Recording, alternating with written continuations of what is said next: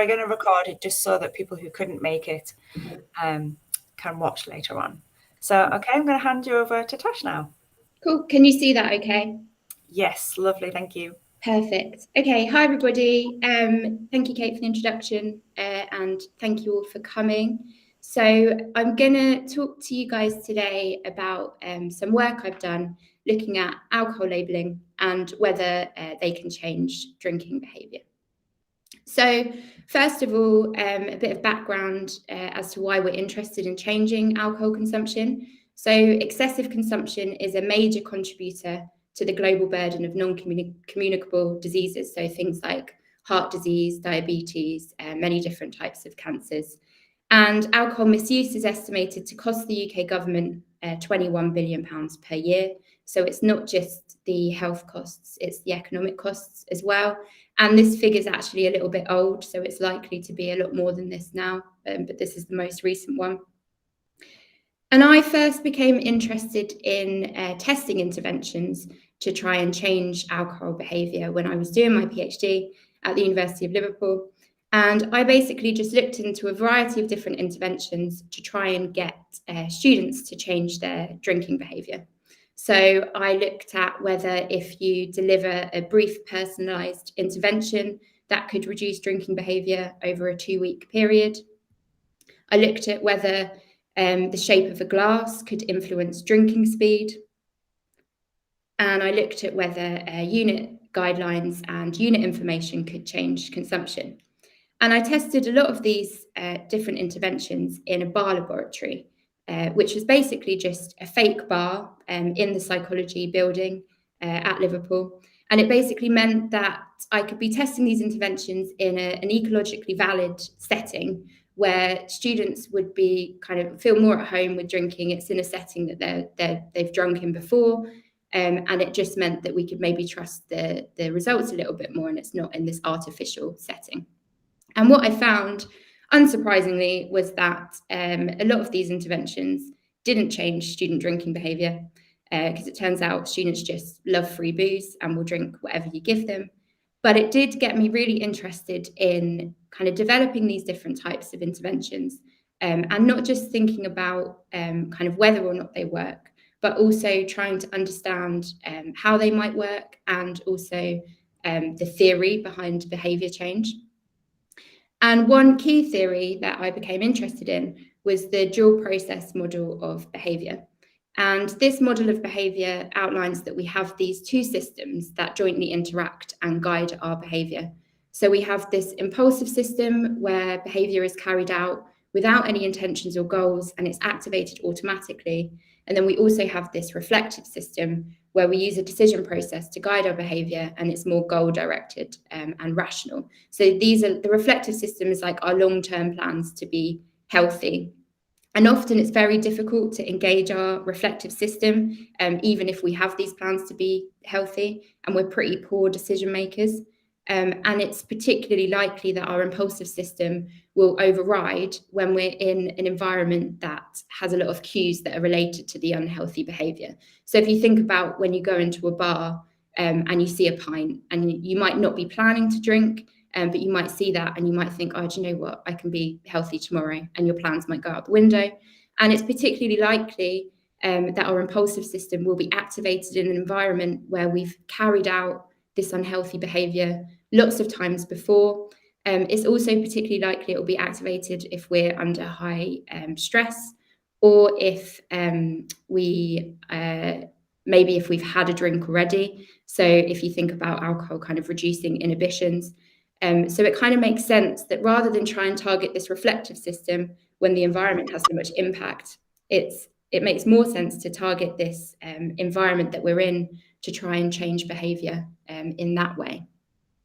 And this is not a new concept. So a lot of you have probably heard of nudging, and nudging is about changing our environments that cue behaviour to change our behaviour.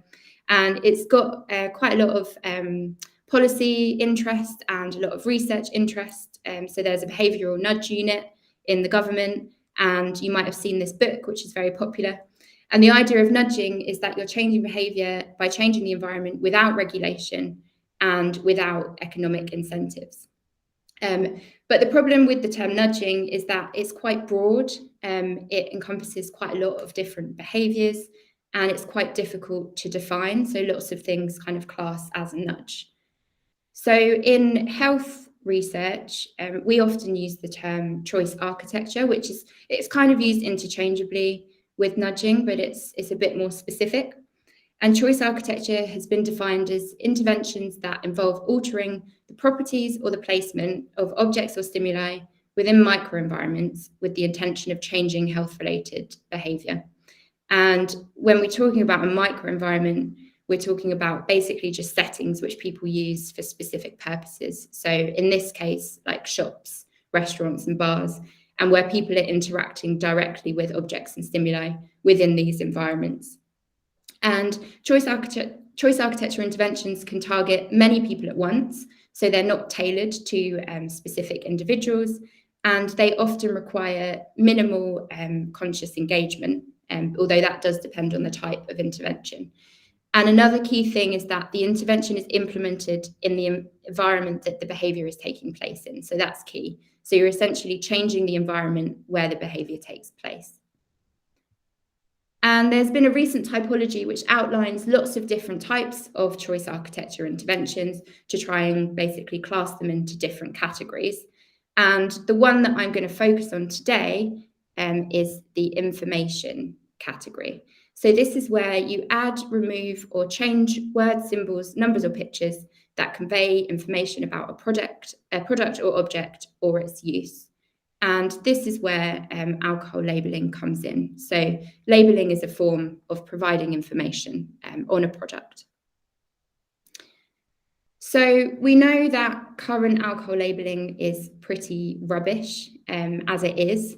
So in the UK, the only mandatory health information that's required is alcohol strength, so that's the ABV, the net quantity of the drink, and allergens.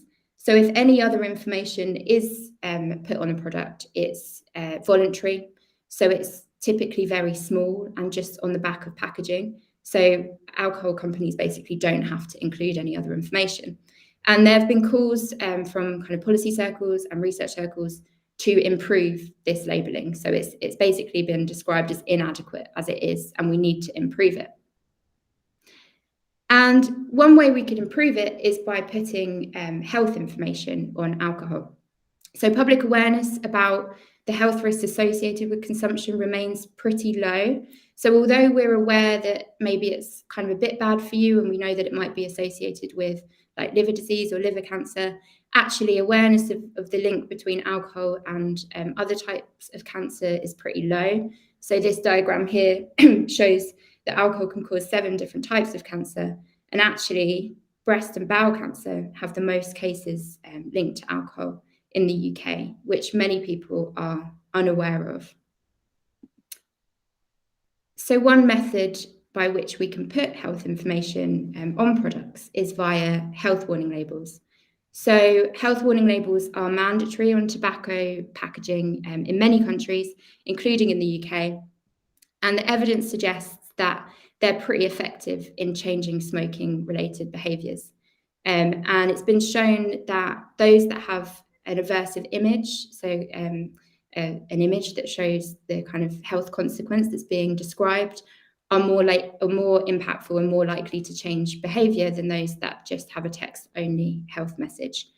And this has been suggested to be potentially mediated by negative emotional arousal. So the health messages, and particularly those with images, are more likely to increase our negative emotions, and then that has an impact on our subsequent behaviour. And there's been some evidence to suggest that these types of health warning labels might be effective on alcohol packaging. So there's one study in a field setting, which was carried out in a supermarket, that suggested that improved warnings that included text-only cancer warning labels decreased alcohol sales. And I'm going to come back to this study later to discuss it in a little bit more detail. And then another study in a lab setting found that health warning labels reduced the speed of alcohol consumption, although this was a very small study and it was only in a student sample and in quite an artificial lab setting. So there's some evidence, but there's pretty limited evidence overall, particularly when you compare it to tobacco health warning labels. And that brings us on to the studies that I'm going to discuss today. And this research was research that I carried out when I was doing my postdoc after my PhD at Cambridge. And this was in a group called Behaviour Change by Design, who were funded by Wellcome. And Behaviour Change by Design basically focused on developing lots of different types of choice architecture interventions, testing whether or not they worked, and testing kind of why they worked. And I'm going to discuss our kind of journey of the alcohol labelling research. So I'm going to start with some online studies that we conducted, and then I'm going to move on to a systematic review where we were looking at the existing evidence and kind of collating the evidence that's already there. And then I'm going to talk about some studies that we conducted in a naturalistic setting as well.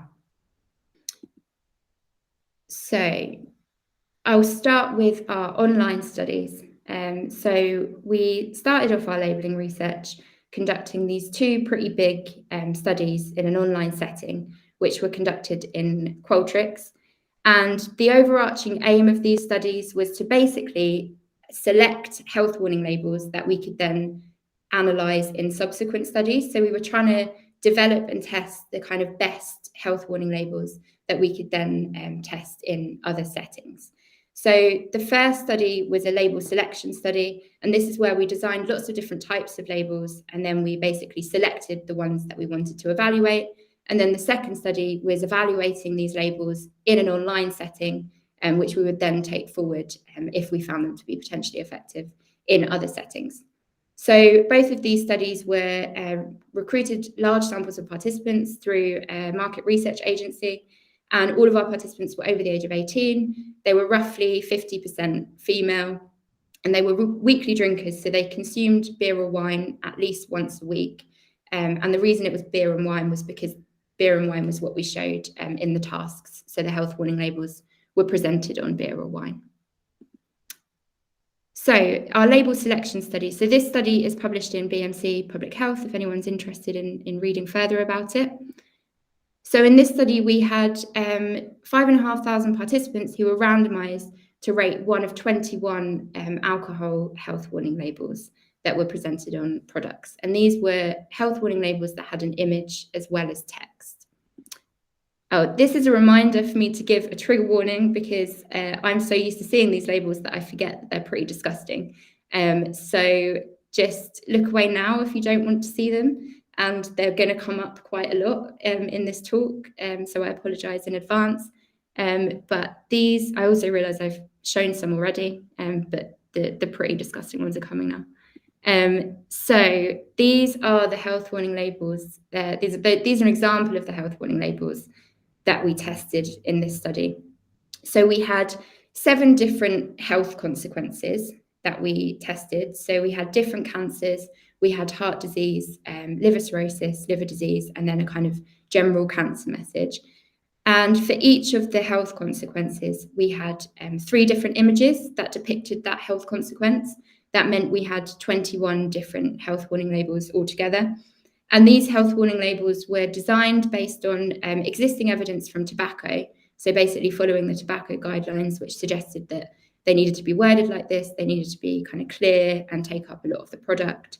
And also based on some existing evidence for these types of labels on alcohol products. So these were the labels that we tested. And what we did was we measured negative emotional arousal as our primary outcome. So this was a measure of fear, worry, disgust, and discomfort. And this was because this is something that's been highlighted as being a potential mediator of the effect in tobacco research. And then we also measured how acceptable people thought the labels were and their desire to consume the product, as well as assessing kind of what they thought of them in free text comments at the end of the study. So the way we selected the labels for use in our evaluation studies was by choosing labels that were high on negative emotional arousal, but also low on desire to consume the product. And we also wanted to select labels that were from 3 different health consequence categories. So we didn't want to just have 3 labels that described one health consequences. We wanted to have a variety of different health consequences to increase the likelihood that they would have impact on a wider range of people. So the 3 labels that were identified as being highest on negative emotional arousal, lowest on desire to consume the product, and that were also from 3 different health consequences were these 3 labels. So that was our kind of main aim of the study. We've identified these 3 labels, and these are the 3 labels that we're then going to evaluate. We found, kind of unsurprisingly, that the labels were not very accepted. So people didn't really think it was acceptable to put these kind of labels on alcohol. So a score of 4 or more meant that there was kind of somewhat support for the labels. Most of them are below 4. And actually, the ones that were highest on negative emotional arousal were also the ones that were lowest on acceptability. And the ones that we selected for the next study, they were in the kind of bottom half of acceptability ratings, which makes sense. And we found that 460 participants left a comment related to the intervention. We found the majority of these were negative, which makes sense. So one example of a negative comment was, "This is a ridiculous level of nanny state behaviour and a complete lack of making people take responsibility for their own actions." Fair enough. And then there were 25% positive comments. There were some positive comments about the labels as well. So one participant said, "I think anything that can have an adverse effect on your health should have a clear warning on it to give people an informed choice, as there is so much marketing to persuade young people that it's safe with no risk." We found that 26% perceived the labels as being acceptable, which is in line with the findings from the ratings. So some people highlighted that they thought they were acceptable, and 25% of people perceived them as being potentially effective. So there's kind of mixed views, mainly negative, but it's important to highlight that this is only a subset of participants from the whole study. So it's likely to be people that have the most extreme reactions to the labels and that feel the most strongly about them as well. So we've got our labels that we then want to evaluate. So our next online study was a label evaluation study. And this study is published in Addiction. And in this study, we had a between subjects factorial design where we were looking at different label types and their impact on behaviour.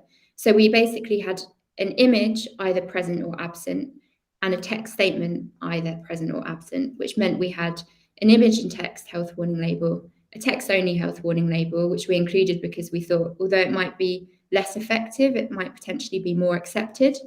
And then we also had an image-only health warning label, which might seem a bit weird, but the reason we included it was because we thought that it might give us an insight into kind of to what extent it's the aversive image that's having an effect, or whether it's the text statement that's necessary kind of for effectiveness.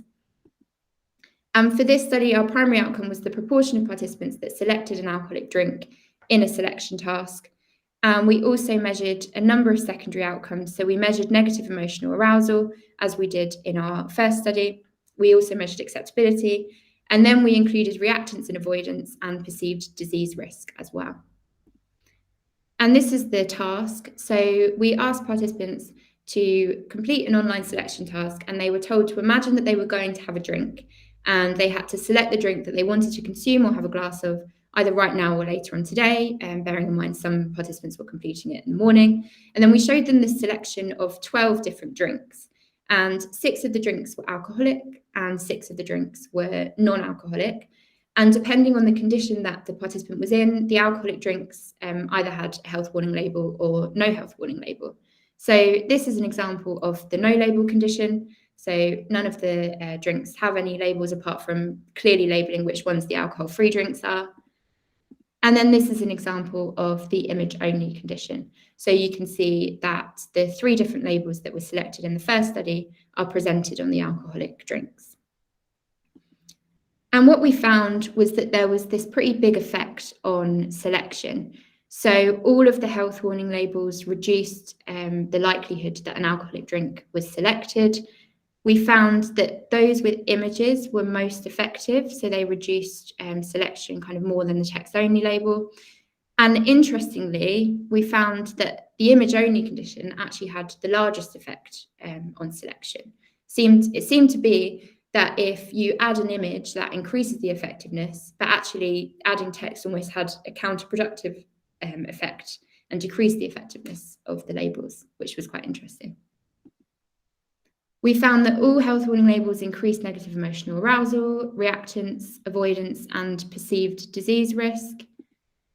We also carried out an exploratory analysis which suggested that there was potentially mediation by negative emotional arousal, which is in line with the findings from tobacco research. And we found that image and text health warning labels were less accepted than text-only health warning labels and were more accepted than image-only health warning labels, which was kind of in line with the pattern of effectiveness.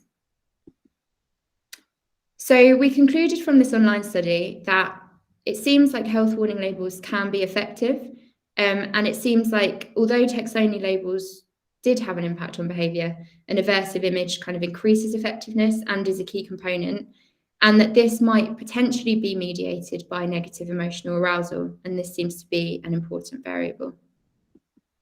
However, the important thing to remember is that this is an online setting where we were measuring hypothetical selection only. So we can't really say anything about the impact of these labels in a more kind of realistic setting. Participants didn't actually get to keep the drinks that they selected, and they didn't actually exchange money. So there's no real kind of meaning to the selection task, apart from suggesting that they might be potentially effective in future studies. And on this point, I just wanted to discuss a systematic review that we conducted, which we conducted alongside looking at the effectiveness of these labels in online settings. And actually, this review included our study, the selection study that I've just outlined. So for the review, we essentially just wanted to identify what existing evidence was out there for health warning labels, not just on alcohol, but also on food, because they were getting quite a lot of attention for food as well. So we searched a number of different databases, and we also did some snowball searching, and we ended up identifying 11 studies overall, which were included in the review, which met our eligibility criteria. Most of these actually focused on food, and specifically sugar-sweetened beverages. So there's quite a lot of research looking into the impact of these types of health warning labels on sugary drinks. We found 2 studies related to alcohol. One of those was the study that I've just discussed, so one of them was ours. So actually there was limited evidence really when it comes to alcohol. We found that most of the studies measured selection kind of in a way that we had in our study, looking at whether if you put labels on an item, on a product, that would reduce selection of that product. Most of the studies looked at text-only health warning labels. 4 of them looked at image and text labels alongside text-only labels, and 2 of them looked at image and text on their own. And the majority of studies were carried out in these online settings similar to ours, and 4 of them were in lab settings. So we didn't identify any studies that were in this kind of more naturalistic field setting. And what we found, and this is our overall result for our primary outcome, which was selection, was that when we meta-analysed 8 of the studies which were suitable for meta-analysis, we found this large effect on selection, where overall participants were 26% less likely to select a product when it had a health warning label on, which is in line with the findings from our online study too. And we carried out some subgroup analyses, and we found that both image and text-only health warning labels reduced selection, and there was this larger effect for image and text health warning labels, although it wasn't significant, but this highlights that the images seem to increase effectiveness. There were no differences in effects by product type, although it's important to highlight that most of the products were sugary drinks, and there weren't that many products that were alcohol or food.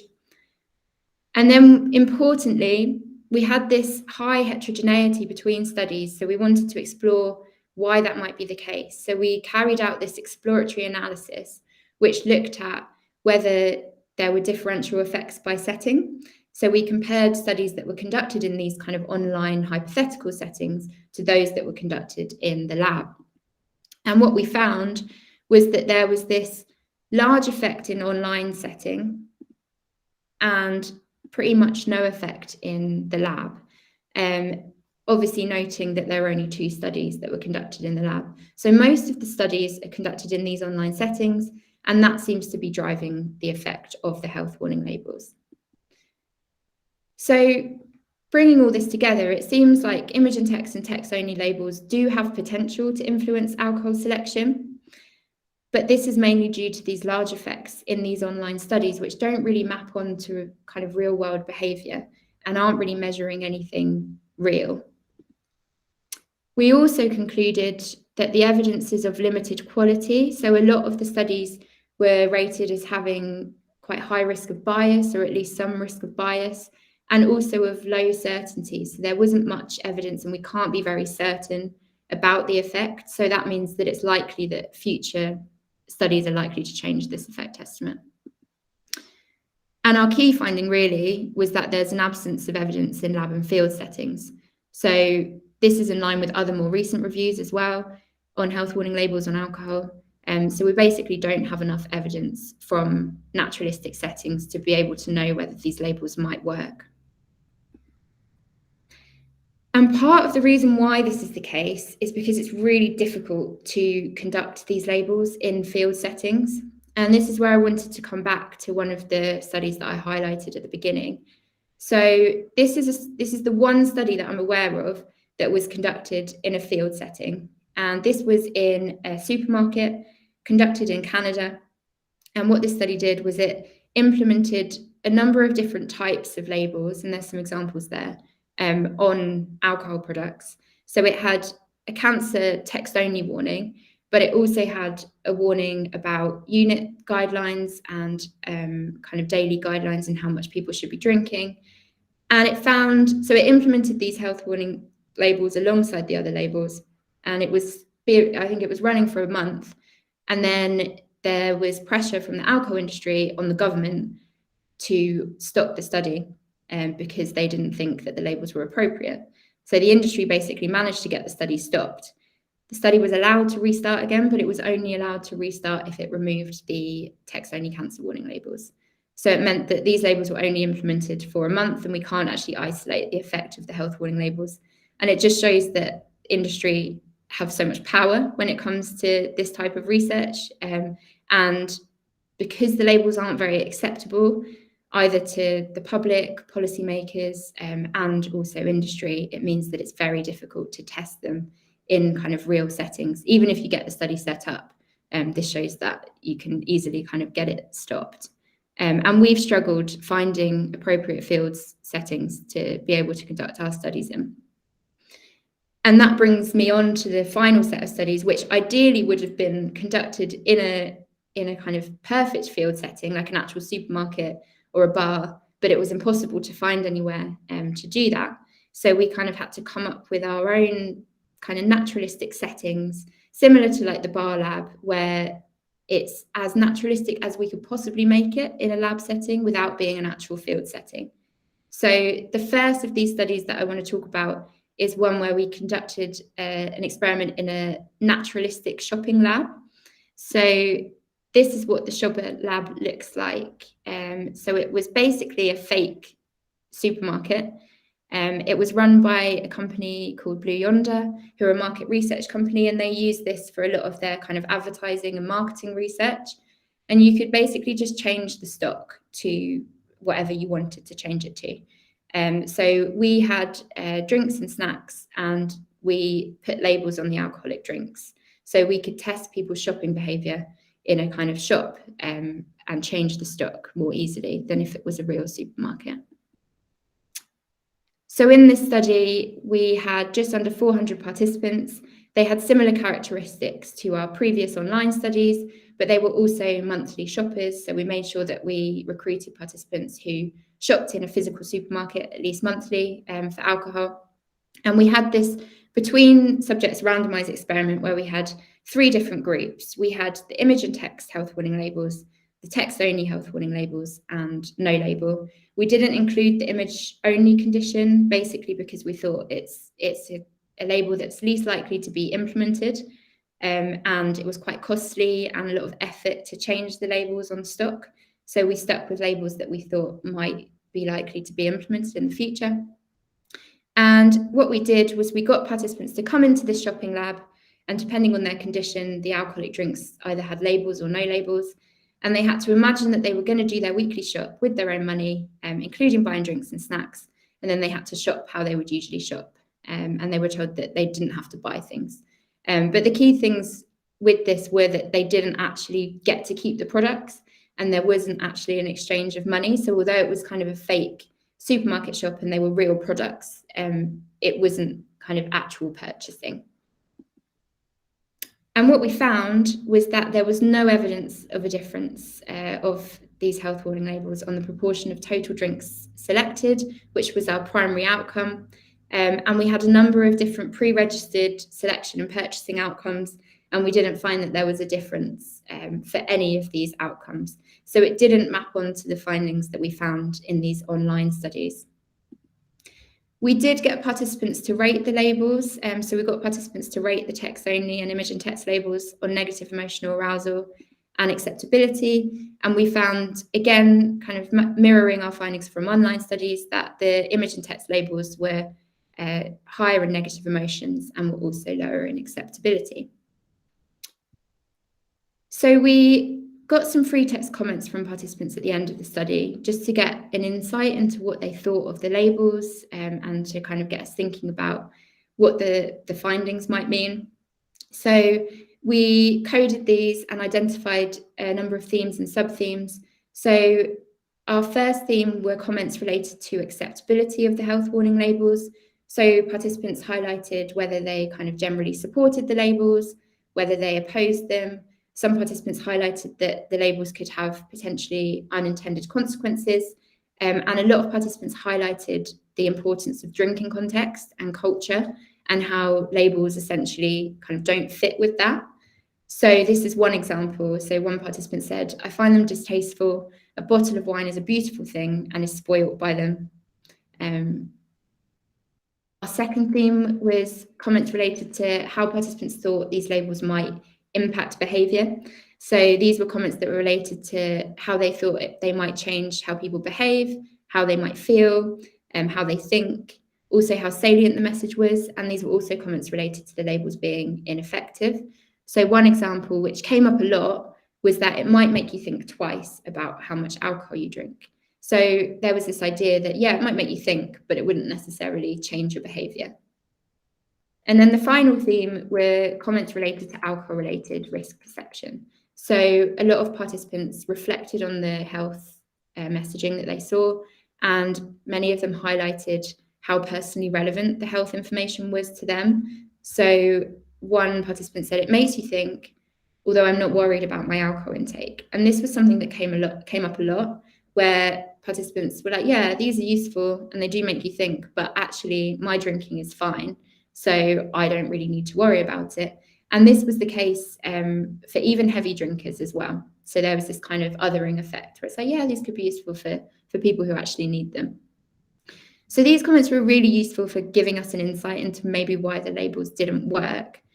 And we classed our kind of explanations for why they didn't work into these two broad kind of themes. The first was that maybe there isn't any effect of health warning labels on purchasing behaviour. Maybe the findings in the online studies kind of don't map onto these settings. But there does seem to be this impact on cognitions and emotions. So they do seem to influence negative emotional arousal.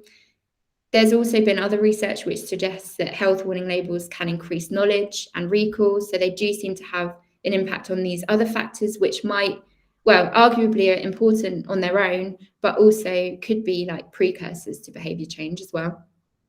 It might be that there's an impact on other drinking behaviours. So we don't know the drinks that participants selected, how they might consume those, or whether there's an influence on the amount they consume, or also the speed that they consume them at. The other kind of set of possibilities is that there is actually an effect, but the study as designed failed to detect it. So although the context was kind of naturalistic and more so than the other studies that we've conducted, it still lacked ecological validity. So participants didn't get to keep the products, they didn't exchange any money, and health warning labels might not actually impact that kind of shopping behaviour. So it might be that because we asked participants to purchase the drinks that they would usually select, and that's what they did. Maybe it's health warning. Maybe health warning labels impact a kind of more opportunistic purchasing situation if you're just popping into a shop. Or it might be that single exposure is insufficient. And a lot of tobacco research suggests that actually you do need multiple exposures to health warning labels for them to have an effect. So although in this setting there was no evidence that health warning labels reduced selection, we can't really draw any conclusions about the impact on real behaviour still. And we still need studies that use objective purchasing measures where drinks are actually selected and taken away for consumption, and there is the exchange of money. So bringing together what we know so far from these studies about health warning labels, there's mixed evidence on their effectiveness. There's still a lack of evidence in real-world settings and some evidence to suggest that the labels might not be as effective in these real-world settings. And we also know that acceptability of these types of labels is pretty low. So the public and industry alike are not happy with these types of labels, which got us thinking about the possibility of looking at other label types. And one possibility is calorie labeling. And part of the reason we got interested in calorie labeling is also because there's a lot of policy interest in it right now. So the government's planning a consultation on introducing mandatory calorie labeling at the moment, although I don't think they've had the consultation yet, but there is definitely more policy interest in calorie labeling than there is with health warning labels. And why would we want to put calorie labels on drinks? Well, alcohol is very calorific, so it's the second most energy-dense foodstuff after fat. And actually, alcohol products are exempt from mandatory nutritional labelling in the UK. So if you've got an ABV above 1.2%, then you don't need to include calorie labels, which is pretty crazy considering you have to have it on food. There's also no evidence yet from real-world settings about whether calorie labelling can be effective on alcohol. So there was a rapid review in 2021, and that found no evidence. And we're actually in the process of updating a Cochrane review, which looked at calorie labelling on food products, and we've also extended it to include alcohol. And we've identified 2 studies from all of the evidence that we've screened. One of the studies is the one I'm just about to present, and then another one looked at alcohol, but it looked at alcohol alongside food, and so it wasn't its main focus, and it just kind of had alcohol on menus, so we can't isolate the effect of the alcohol labelling very specifically.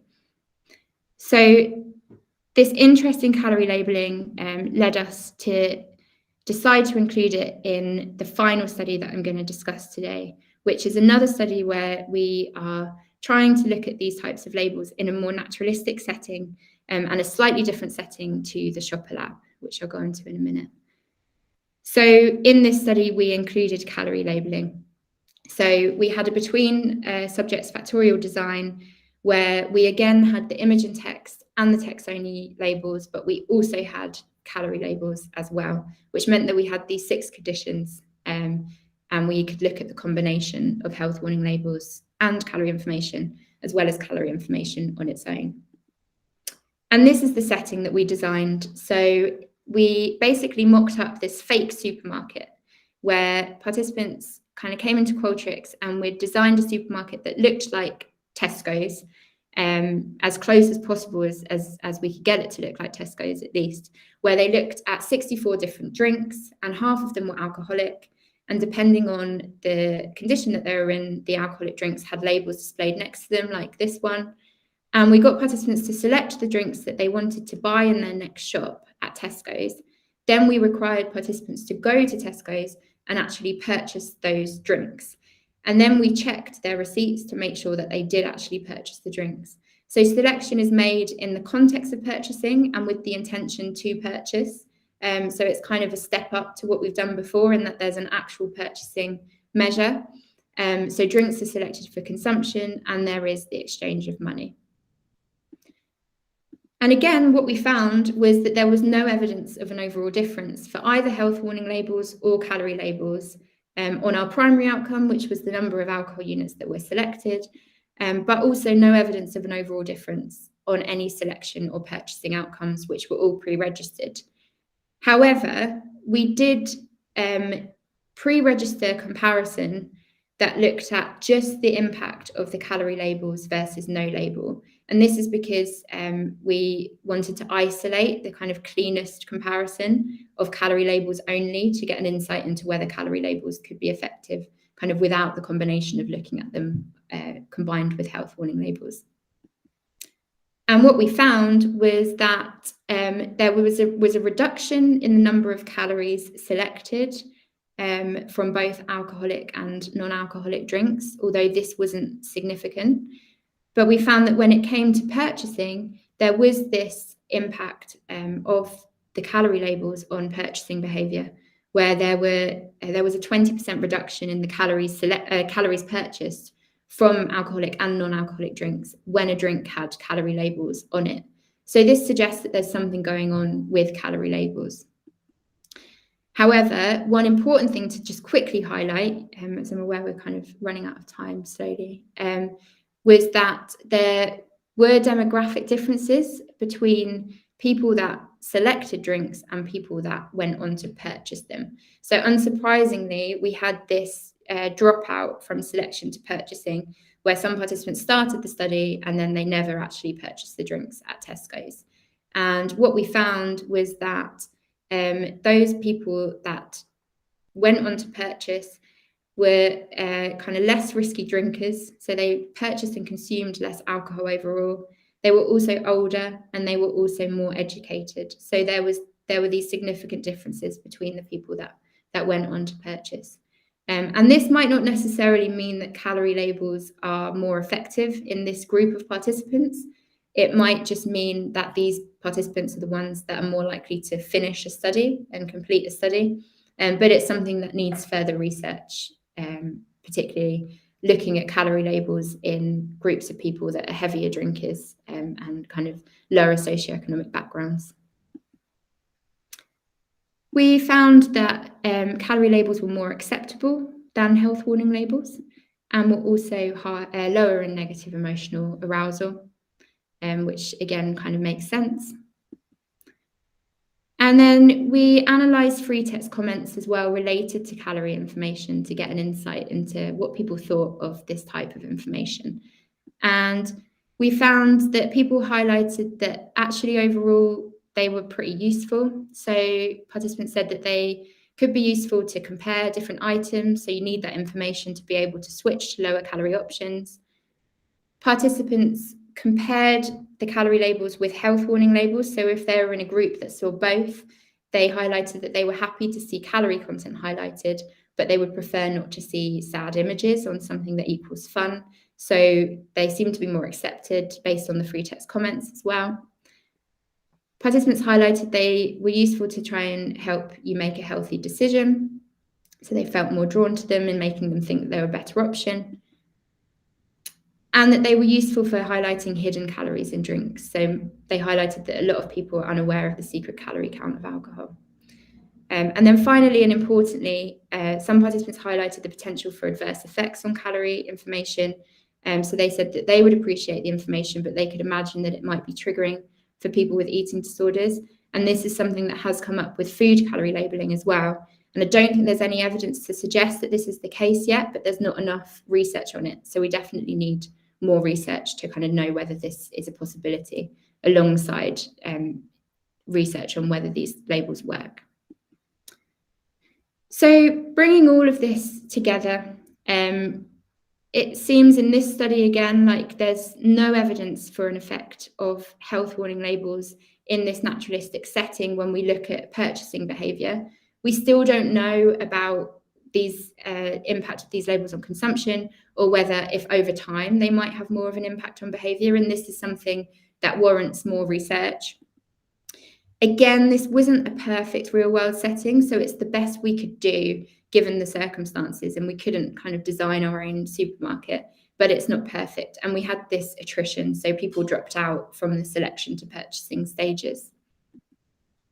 Calorie labels definitely show promise based on this study. Although we weren't powered to really look at the impact of calorie labels kind of specifically, we now need more studies that are. And it does seem that these types of labels are more acceptable than health warning labels. So potentially they make more sense to kind of continue research with.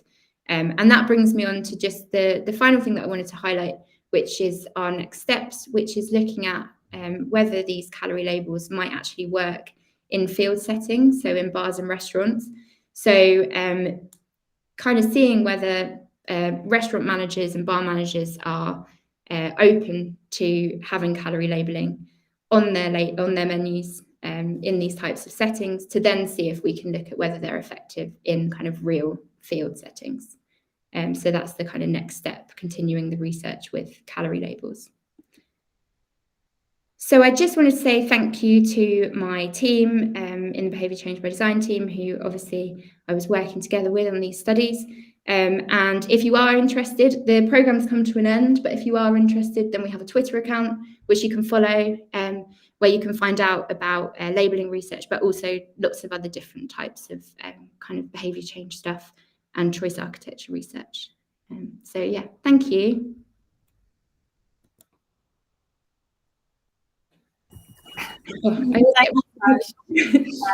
Just let me stop the recording, because we're not going to record people's questions. Cool.